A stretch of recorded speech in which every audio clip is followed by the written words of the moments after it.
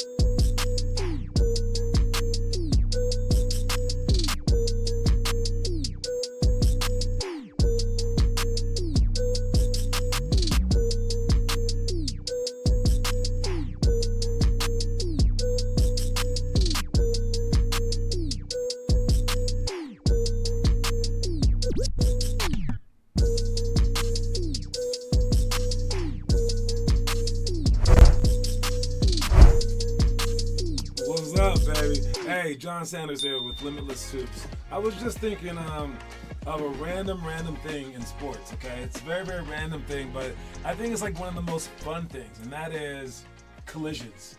All right? When collisions happen, that's what the sport's all about, kinda. It's weird. Like, golf doesn't have collisions, but race car driving sure does, right? All right, but like football, they used to have this one play where it'd be a goal line stance, and every time everyone would just crash into each other, and the guy running would always try to jump over, but a guy on defense would try to jump over too, and they would just meet. And I know that leads to like CTE, but it seems like these collisions are like the most like fun times in sports. And for baseball, they have the collision at home plate. It's one of the most exciting plays as well. They're like leading with their cleats or just jumping like this. And it's crazy. But I was thinking, out of all the sports and out of all the collisions, basketball has the best. Yeah, we have the screen, but that's not the collision that I'm talking about. We also have fouls and things like that. I'm talking about the collision that happens when someone tries to dunk on someone else. And you just go boom, and like either they dunk it or they don't dunk it. There's a foul, there's no foul. It is, I think, highly fun because we watch YouTube videos where that's the whole premise of the video is like try to dunk on me on a lower rim. We've done that to our friends in our house on really low rims. We've done that hopefully one day you guys will do it on like a real court, but you also done it on like trampolines, stuff like that.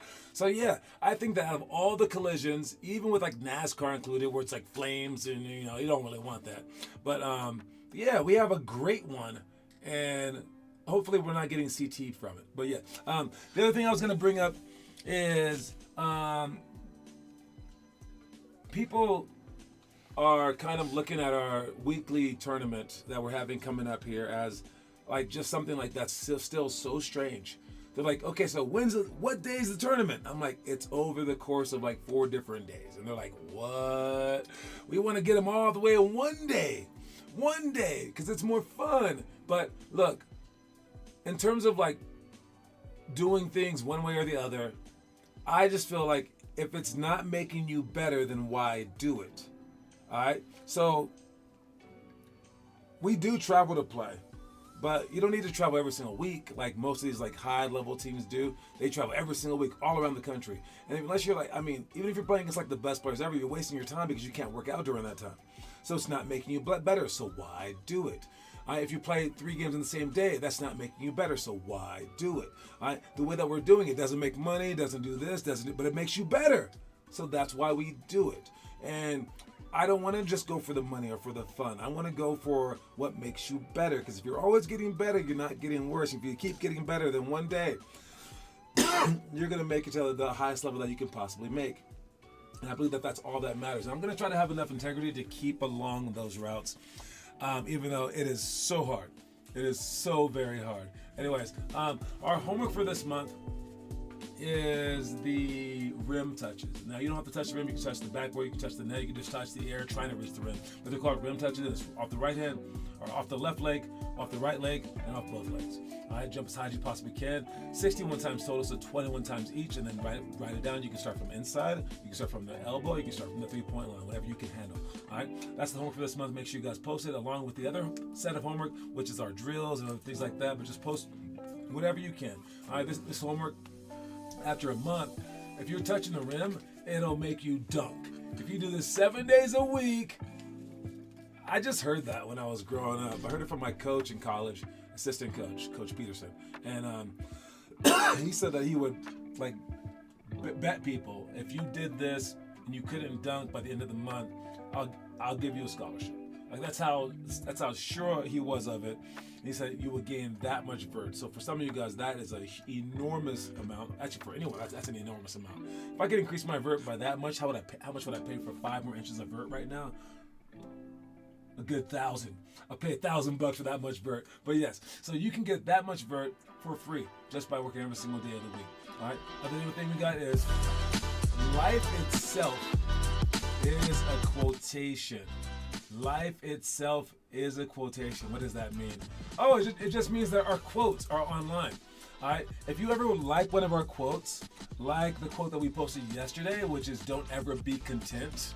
All right. You can find our quote on our website, and our website is limitlesshoops.com, or you can click on jamball.com as well. And you go to the page, you go to this little thingy up here, and then you scroll down to where it says, I believe it's multimedia. No, it's curriculum or multimedia. Which one is it? I think it's multimedia. We click there, and then we go to the story. I think it's the story. Is it? Yep. That's where all our quotes are. So it's under multimedia and story, and you get to scroll down from our story of the day. But you get to also see all of our quotes, and you can actually you can search for the quotes, and you can also share our quotes as well. So if you're looking for any particular quote that you liked a lot, like let's say I liked the one that said something about sports. I don't know. There you go.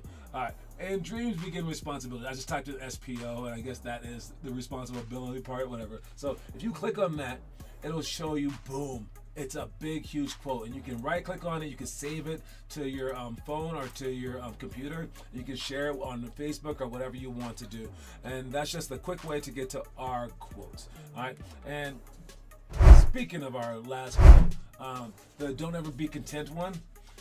You shouldn't settle. You shouldn't settle. And if you have a coach, what's up, Kieran and Declan Left? If you have a coach out there who's looking you dead in the eye, and you know that you've been working your butt off, and he still says, no, you need to work harder, don't look at him like this. Who you talking to? Nah, just be like, okay. Because you want that coach. You want to be in the NBA one day. You want to be the hardest working kid that has ever graced this planet. And then 8 years from then, you want to be in the NBA, and you want to say that my coach, even though I was the hardest working kid on the face of the planet, said I needed to work harder, and that's why I'm here. He was never content with what I am. So if you have a coach out there who's like, yo, hey, listen, man, you work good enough. Don't be working no harder. You work perfectly hard. Actually, you know what? Back it up a little bit. Back it up. That's not the right kind of person. All right? You want people in your life who are pushing you past your comfort zones. So if you don't have those people, ask them to become those people. Be like, hey, listen. I know I'm working hard, but all you do is just say, great job. You're working hard. I would like it if you said for me to step it up even more. I mean, that's a hard thing to say. But no, with me, you don't have to say stuff like that. I don't think I will ever say that someone is working perfectly hard. If I had Michael Jordan himself in my program, I would say, yo, dude, step it up. All right, because that's my job. And that's your job to push yourself past your own limits. And that's how you can get your limits higher and higher and higher. Don't be content. Don't ever be content. All right? That's all I have to say about that. Okay? All I got to say about that. Moving on to our, what am I talking about here? Which one's that one? Oh, I believe this one is, I'm not sure which one this is. I think it's this one. Is it this one? Yes. All right. Here's a little social theory, okay? Is this play legal? Or name this play. Look what they're doing. So they surrounded the person. Okay, so like walk through this real quick. It's not illegal to hold hands. It's not illegal to dribble in the middle of your teammates. You know what is illegal? You can't push someone off of where they are. So let's say that you were standing still on the three-point line, and Shaquille O'Neal wanted to go through you. He can't do that. He has to go around you. He can't go through you. It's like a charge, basically, right? So with this, I would say if any of those players, if you just stood in front of any one of those players and their arms impeded your progress, that's a charge. So while this play is legal, the defense was horrendous. If someone, I suppose, does this, you stand in front of any one of them and you can take a charge, or they have to stop their little circle thing. But could you surround someone like this for a three-point shot, maybe? Maybe, okay, well, what if you got there first and you started a big circle and they threw the ball to the person on the inside? now you can't really hit them because then you'll be moving their progress. But you can go underneath their arms or leg. I don't know. I do know this though. I don't want to ever see any of my players do this play. I don't care if it's legal, illegal, or in between. Don't you ever do this play. But what do you guys think? Is this what girls basketball is? Okay, moving on. Let's check our quote of the day. Quote of the day is, the shortest answer is doing. Again, you can find all this stuff on our website. All right, but yes, the shortest answer is doing. Don't be like, yes, I want to do this. I want to do this. I was trying to do this. I plan to do this. No, like you need to just do it. All right, I know that's like a really popular saying, but it's one of the greatest sayings of all time. All right, the shortest answer is doing. All right, so it's not like no one should even have time to ask you, hey, when are you planning to try your hardest for the NBA? Because you should already be already doing those things. They should know that you just disappear for 2 hours a day, 3 hours a day, and that's just what you do. You post it online. Like they shouldn't even have to ask you questions. They should just be like, this is who this dude is. If you want that to be you, you need to just be doing it, not explaining it, not planning for it, not thinking about it, not like writing goals down even. Just doing what you're supposed to be doing, doing the entire process as you're going. So yes, the shortest answer is doing. Great quote of the day. All right, moving on. We got our stuff that we should be doing. You should be doing this stuff. All right. If you get to a gym, play some knockout today. Go 3-on-3 tangent. We don't have open gyms right now on Thursdays, but we will start that stuff up coming up here in September. Super excited. Our recruiting is still going well. We'll see how that goes soon. Then we got 5-on-5 right after that. And the team stuff that we would have been doing for today is Manu Ginobili layup, hand off to 2 shots, offensive free throw rebound, side right, 0 to 3 seconds down by 3 with free throws, and 5-on-6 press break. 5-on-6 press break, we like the pressure. We love the pressure, okay? That's why we want to play against better teams. But for practice, sometimes we have to make up the pressure, right? And that's why we have 5-on-6 press break. As for 0 to 3 seconds down by 3 with free throws, if we are down by 3, of course we want to make our free throws, right? And so we could be down by 1, but there's only 2 seconds left. So we want to miss that second free throw. Make our first, miss the second. And depending on that second free throw, whether we're down by 3 still or down by 2, because those are the only 2 options right now, is what we do with our extra people. And I would say the free throw shooter should, since he just got his shot off, that guy should back up and look for the 3-pointer. If you need 3 points, all 4 people should crash. The outside person needs to crash after the ball hits the rim. But you need to crash and you need to pass the ball back out. You cannot dribble the ball back out. So the free throw shooter should shoot, relocate, and find an open spot. I don't know if any defenses can really pay attention that much while they're going for the rebound. Especially if it's like a game-saving rebound, they wouldn't be paying attention to you. All right, I think that's the play. But now if it's down by 2 because you made the first free throw, well, now we're going to miss it on purpose, and everyone's crashing, including the free throw shooter after it hits the rim. And you're going to look for a foul. They should be diving out of your way, trying not to foul, because they just gave up an offensive rebound, and you try to put that ball back in. For side and right, that's just a simple backdoor play as we dribble out, or we're going to pass the ball to the top of the key, and then they're going to go backdoor. But either way, it's a sprint backdoor from the wing with either a bounce pass or a bounce pass from the high post person, which is like a flick pass behind his back. Offensive free throw rebound, we talked about that a little bit, but hand off to 2 shots. That's handing the ball off to the wing and then looking for your shot, and he's looking for his shot. Someone else passes the ball to you. And then Manu Ginobili layups, we worked on those before, showing, hiding, and then showing on the other side. Work on this stuff. Work on anything like that you can do for homework as well. All right, moving on to our, I believe this is conspiracy theory. Conspiracy theory alert. All right. There's a lot of similarities between Anthony Edwards and Michael Jordan. Mike Jordan even says he sees a lot. There's someone that's saying that when Anthony Edwards was born, which is like 20-something years ago, that Michael Jordan was actually pretty single during those days, and he had a lot of girlfriends. Okay, and everyone's saying that the math is mathing that Anthony Edwards might be Michael Jordan's daddy. And I don't know if it's like a fake quote, but they say Michael Jordan even says, I might have some kids out there who might be in the NBA right now. But I I don't know. The way he plays, though, skin complexion looks about the same, right? I don't know. He plays like Michael Jordan. I know everyone's like, oh, what about Jimmy Butler? He's too old, kind of. All right. But Anthony Edwards, that kind of adds up during his like Wizards years. I don't know. But he definitely plays a lot like Michael Jordan. And it's very, very fun to like watch. We'll see how he's going to go. And with today's announcement of all the international players that have been nominated for MVP, it's SGA, Jokic, and who's the third one? SGA, Jokic, and Luka.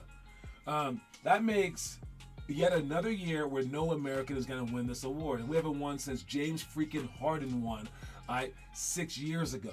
It shows you that basketball, the way that we're doing it, is wrong. And if you look at the two nations, and if you look at the international people, you look at the American people, we have all the athletes that you can ask for, including Anthony Edwards.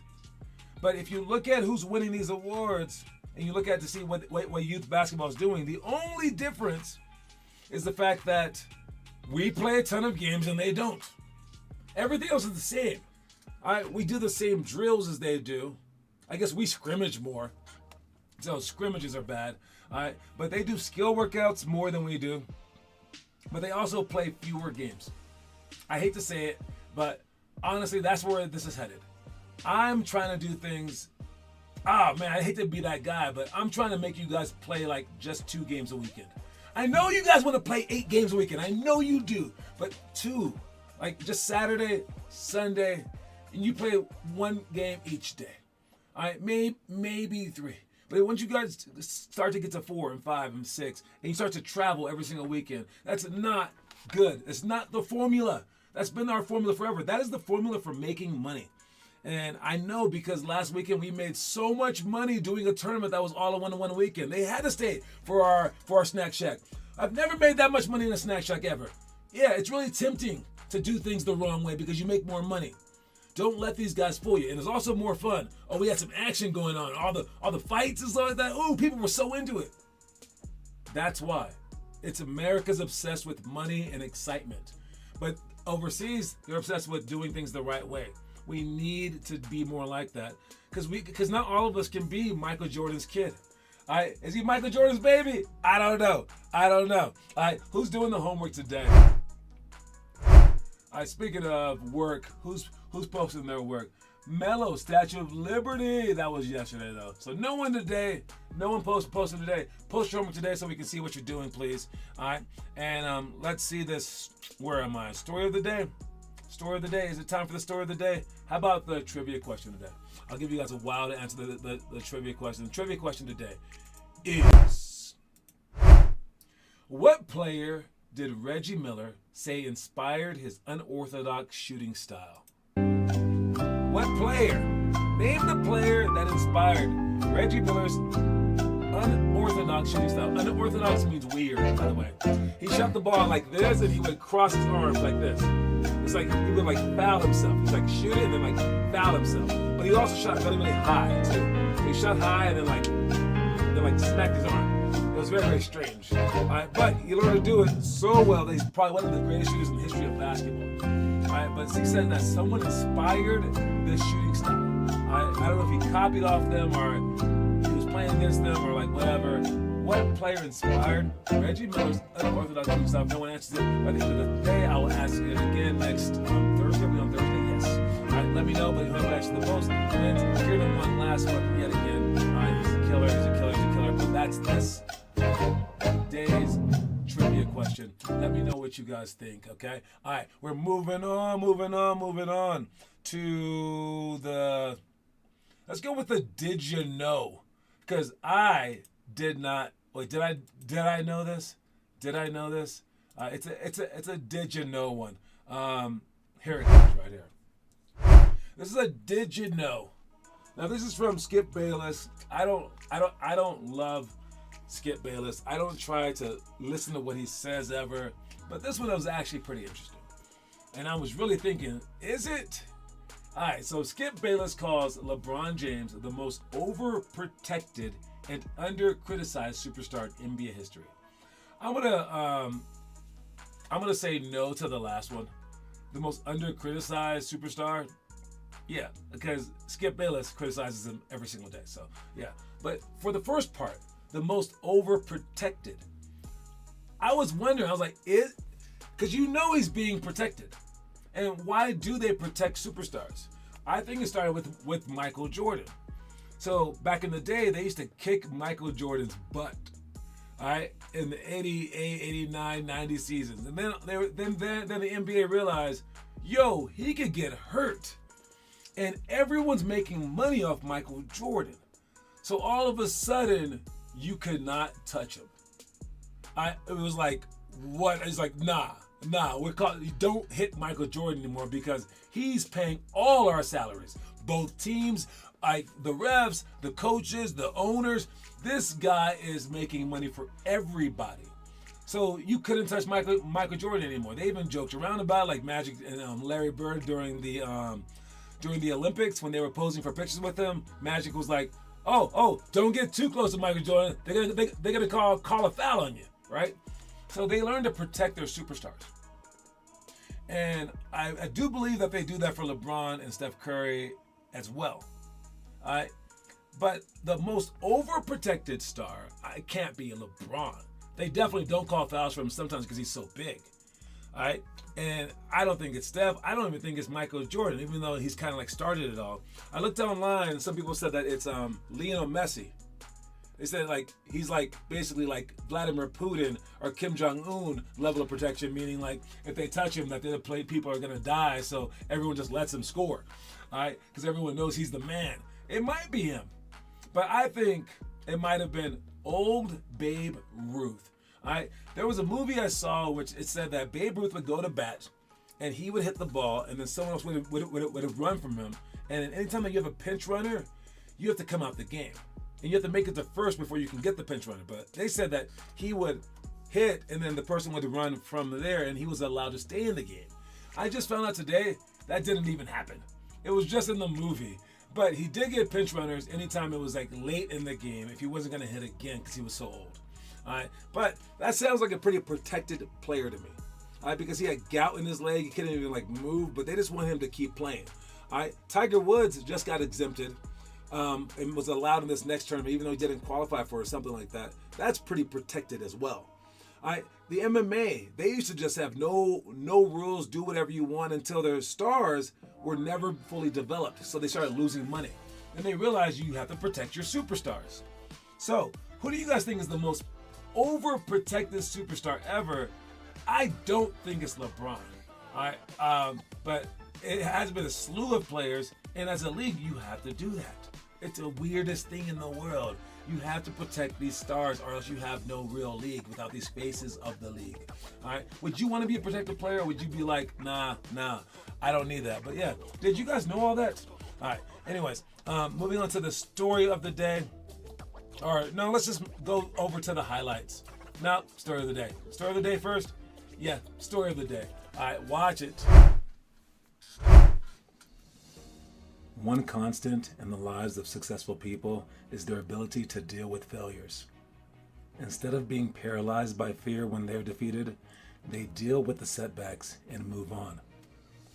If you're not failing at something, then you're not setting your dreams high enough. The key to failure is to accept it and to learn.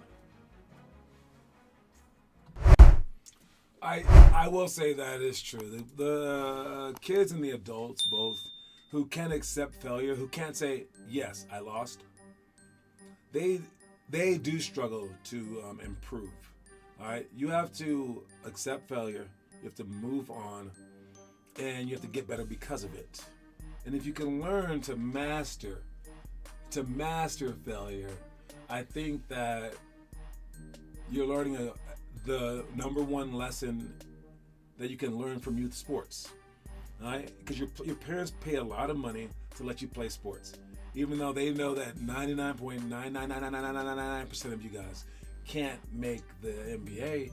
So, I mean, some of them are doing it to let you have some fun, but a very high majority are hoping that you learn this lesson, and it's how to lose. All right? And parents more blatantly do it when they're like, here's a goldfish. Feed the goldfish when you're like 5. And they don't tell you how to feed it for a reason, because they want the goldfish to die. Listen, I'm not saying this is all parents, but some people do it. And they're like, here's your goldfish. Good luck. And then you go out there and fail. And I know parents do that for sports because they don't hold you accountable for the sport. Like, if you try to skip school, they're like, heck no, you're not. Try to skip basketball, they're like, you sure that you want to do that? You sure? And then you mess up, like, told you so. You're the worst player on the team. They kind of like let you fail so that you can learn a lesson from the failure. All right? And if they wanted you to make the NBA as bad as you want to make the NBA, shouldn't they just like make sure that you don't fail? But nah, the reason that they allow you to sports is so you can practice failure. So they kind of forget that during games, by the way, when they're arguing. Don't worry about it. But yeah. So make sure that you're learning that lesson, that you're applying that lesson to your life, because things do suck sometimes. Sometimes life is just going to be unfair. Sometimes you're going to be like very, very worthy of a job and not get it because the boss's nephew got the job, all right? And that's why it's called nepotism, all right? So you have to learn how to win, learn like strategies to improve, yes, but learning how to deal with failure, how to deal with frustrations is just as important as everything else. So go out there and learn those things, please. All right. Last thing that we're gonna do is watch some highlights, because I know that I think it was LeBron said all we do is watch highlights these days. Well, that's the fun part. Okay. So while we should be watching some games, make sure you guys watch those games too. The highlights are fun. The highlights are noteworthy. All right, that's why they're called highlights, dude. So let's watch some highlights. But again, this shouldn't be all that there is to everything, okay? Don't forget that. See what we got. Wednesday night, we got your top 5 right here on NBA.com.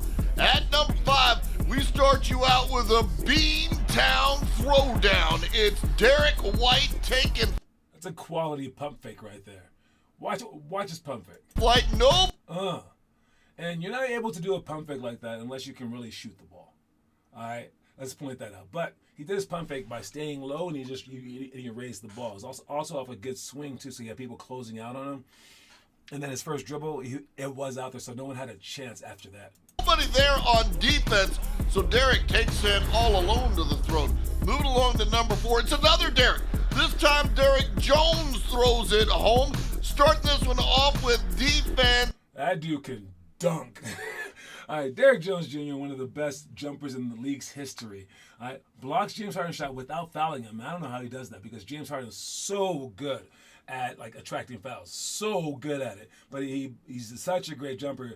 And James kind of flops. He might have got this call during his MVP season, but then he also ends up with the dunk too. Watch this guy trying to trail him. If you have hops like this is why our rim touches are important this month. If you have hops like this, people cannot stop it. And then he catches a wonderful Luka Doncic pass and goes up and does the monster mash at number 4. Up to number 3, O'Shea, can you see? It's Brissett going up for another great pump fake. This is like the most fundamental top 5 of all time. Great pump fake and a great pass. Up off the little pocket pass, and he gets the rim crash at number 3. On to number 2, and everybody knows the story. Kyrie Irving's got more handles than the baggage counter at LAX as he just wrecks that LA Clippers defense. Look at him go swerving. It's Mr. Irving. He is hard to stop. If you can handle the ball, you can move from point A to point B the best, and he's probably the best at ever doing that in the history of the game. Undeniable, and with tons of style, he gets in. So what would the number 1 play be? I don't know. Did Anthony Edwards play this night? I don't think so. Who's going to be? At number 2, and at number 1, he's back again.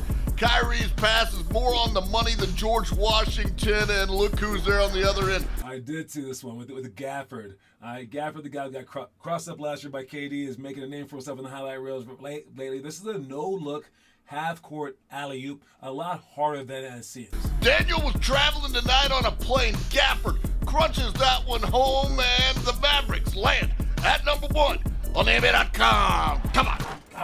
All right, so those are our highlights for the day. That is our show for the day. No one got the trivia question. I'll ask it again next Thursday, the same one. All right, so you can look it up in the meantime.